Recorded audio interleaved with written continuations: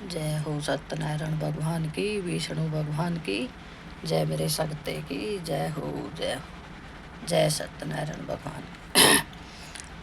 पुरुषोत्तम महा का 21वां अध्याय शुरू। हरि कहने लगे, हे नारद, फिर प्रतिमा को अग्नि द्वारा शुद्ध करके प्राण प्रतिष्ठा करें, अन्यथा मूर्ति धातु ही रहती है।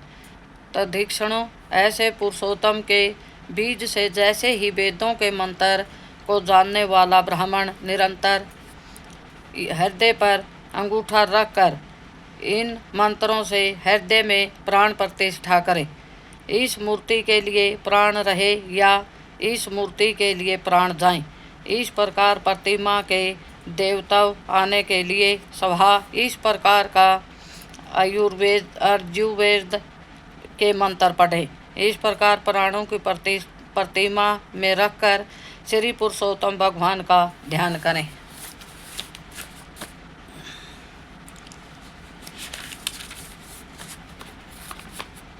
और इस प्रकार कहें, हे देवेश, हे पुरुषोत्तम, मैं यह आसन श्री राधा कृष्ण को अर्पण करता हूँ। गढ़ंगदाधिक सब तीर्थों से प्रार्थना करके मेरे द्वारा लाया हुआ यह सुख से स्पर्श करने योग्य है। भगवान पाग के लिए ग्रहण करो। ऐसा कहकर पाग देवे श्री गंगा जी से जल लाकर सुंदर कलश में रखे हुए इस गंगा जल का आचमन करिए। ऐसा कहकर आचमन अर्पण करें, फिर पंचामृत से स्नान करावें, फिर आचमन दे।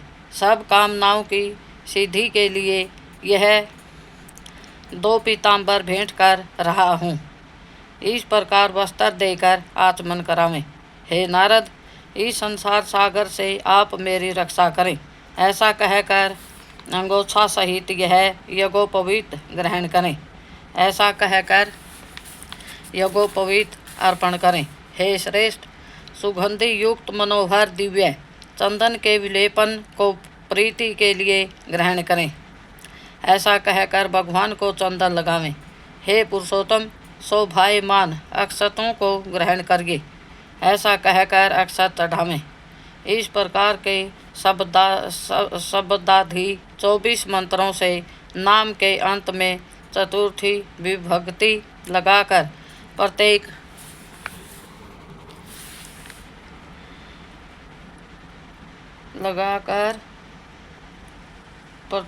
ग्रहण करिए। ऐसा कहकर अक्षत चढ़ावे। इस प्रकार के शब्दाधिक 24 मंत्रों से नाम के अंत में चतुर्थी विभक्ति लगाकर प्रत्येक अंग की पूजा करें। फिर पुष्पादि ले हर एक वस्तु से पुरुषोत्तम का पूजन करें। जय हो विष्णु भगवान की, पुरुषोत्तम महा की। पुरुषोत्तम महा का 21वां अध्याय समाप्त।